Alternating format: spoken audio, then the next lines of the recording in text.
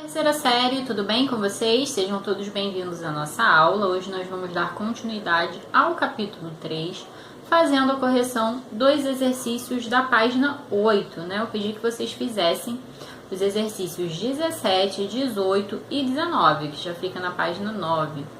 Não é isso? Então vamos lá. A questão 17 traz pra gente aqui primeiro um rótulo, né? Que diz assim, ó, reações celíacas ao ler um rótulo sem glúten.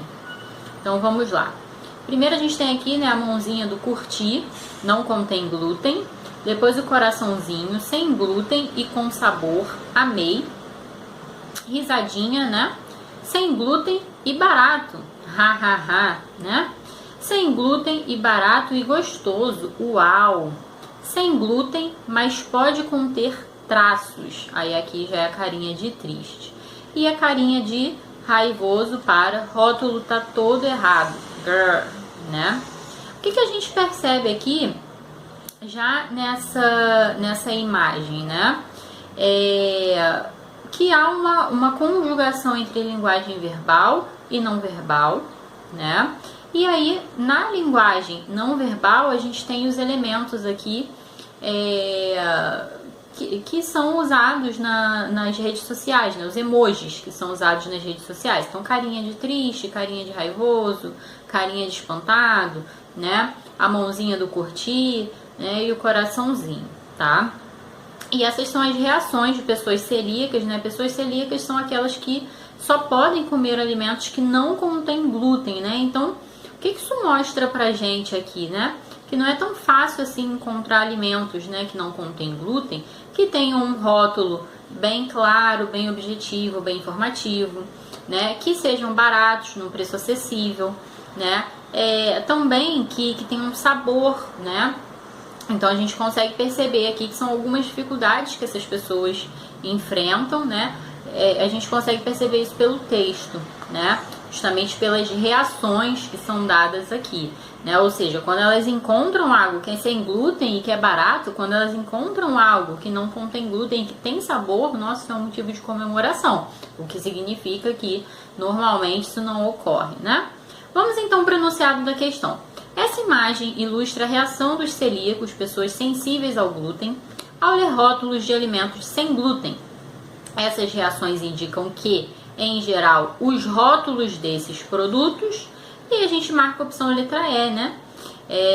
Variam na forma de apresentação de informações relevantes para esse público, né? A gente sabe que pela imagem a gente consegue perceber que nem todo produto, né, sem glúten vai apresentar um rótulo, né, que traga informações ali relevantes e tudo mais, né? Tanto é que a gente tem a carinha de enfesada aqui, que é para quando os celíacos, né, se deparam com o rótulo de um produto que não é esclarecedor, tá? Que tá todo errado, tá? Bem, vamos dar uma olhadinha nas outras opções, só pra gente confirmar. Letra A, trazem informações explícitas sobre a presença do glúten? Não, né, gente? Porque se fosse assim, a gente não teria a carinha do raivoso ali, que é a reação do celíaco quando ele encontra um rótulo que está todo errado. Oferecem várias opções de sabor para esses consumidores? Também não, porque a gente tem aqui a carinha de feliz, né, no coração, na verdade, né, que é a reação dos celíacos quando eles conseguem encontrar um produto que tem sabor, mesmo sendo sem glúten. Classificam o produto como adequado para o consumidor celíaco, né, os rótulos de todos os produtos vão classificar o produto como adequado para o consumidor celíaco? Não. Por quê? A gente tem a carinha aqui de triste, de raivoso, né? Percebam que a gente tem aqui a carinha de triste, ó, sem glúten, mas pode conter traços. E o outro rótulo tá todo errado, né? Então a gente tem problemas, né, para encontrar aí produtos que realmente sejam próprios para o consumo. E letra D, influencia o consumo de alimentos especiais para esses consumidores? Também não, né, gente? Não há nada aqui que nos remeta a essa opção. Então a gente vai ficar com a letra E, tá? E é isso. Bem, continuando, a gente vai agora para a questão 18, tá? Vamos à leitura do texto, ó. A ABL lança novo concurso cultural. Conte o conto sem aumentar um ponto.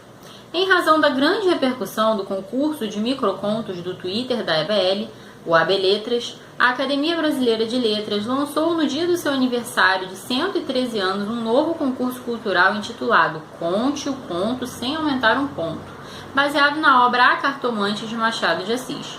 Conte o Conto sem aumentar um ponto tem como objetivo dar um final distinto ao original ao conto, A Cartomante. Então, o objetivo aqui era recontar esse final, né, do conto A Cartomante de Machado de Assis, utilizando-se o mesmo número de caracteres ou inferior que Machado concluiu seu trabalho, ou seja, 1.778 caracteres.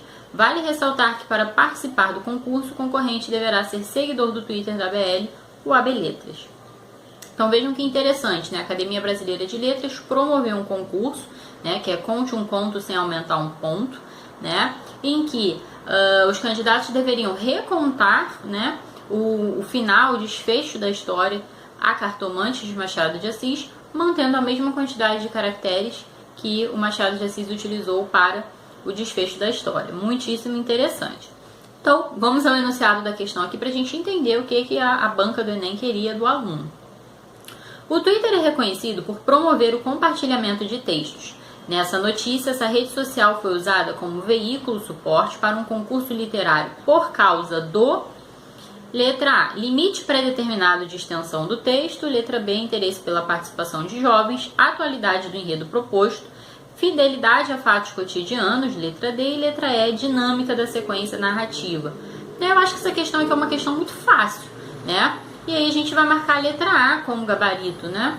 O Twitter, como vocês sabem, né? Vocês já devem ter tido contato, né, com essa rede social. O Twitter tem um limite ali de caracteres, né? E como a ideia aqui do concurso é justamente manter um limite de caracteres, né? Porque foram os caracteres usados pelo autor no texto original, o Twitter acabou sendo a melhor ferramenta, né?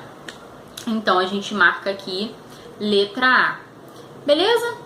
Bem, continuando, vamos então para a questão 19, que traz aqui pra gente o seguinte texto: A Casa de Vidro.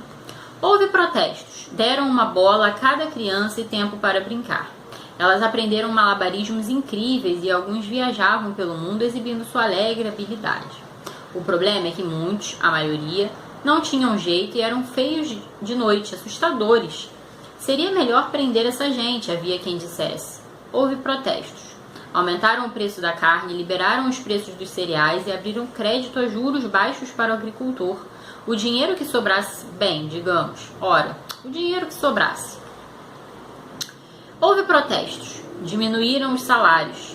Infelizmente aumentou o número de assaltos, porque precisamos combater a inflação e, como se sabe, quando os salários estão acima do índice de produtividade, eles se tornam altamente inflacionários, de modo que houve protestos. Proibiram os protestos. E no lugar dos protestos, nasceu o ódio. Então surgiu a Casa de Vidro para acabar com aquele ódio.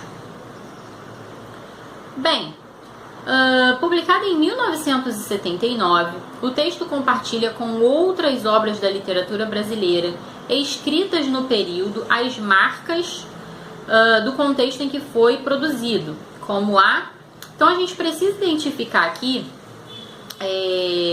nesse texto, né, quais marcas ele apresenta, né, que fazem com que ele se assemelhe, né, a outras obras também da literatura brasileira escritas nesse período de 1979. Né? Como vocês puderam perceber, o texto aqui ele trabalha com metáforas, com ironias, né? E a gente está num contexto aqui o que? De ditadura militar, né? Então a gente tem um texto que é um pouco obscuro, né? Cheio de metáforas, tá? Que vão relatando o que acontecia, né? Então a gente tem um problema aqui da inflação, a proibição dos protestos, ou seja, a censura. Então tudo isso nos leva, né, para esse momento da ditadura. E aí vamos às opções, né?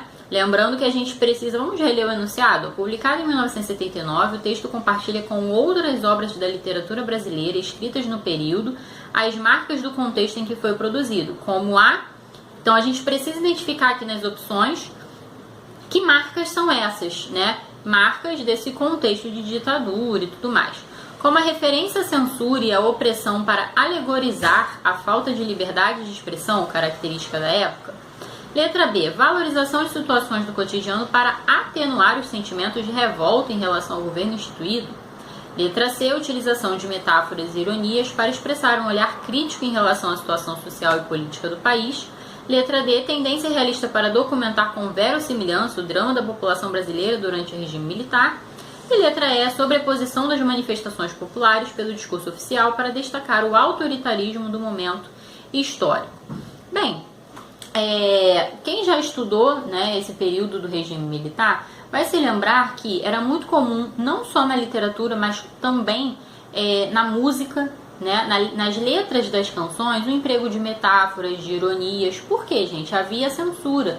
Então, qualquer tipo de texto literário, qualquer tipo de letra de canção que explicitamente contestasse o sistema seria censurado, né? Então, para haver, né, uma letra de uma canção, ou então um texto, né, que fosse de protesto, que fosse de denúncia social, que de alguma forma relatasse o que estava acontecendo, né, isso deveria ser feito de maneira indireta, difusa, né, por meio de metáforas, ironias, né, para que aquilo não ficasse claro, exposto e fosse barrado na censura, tá?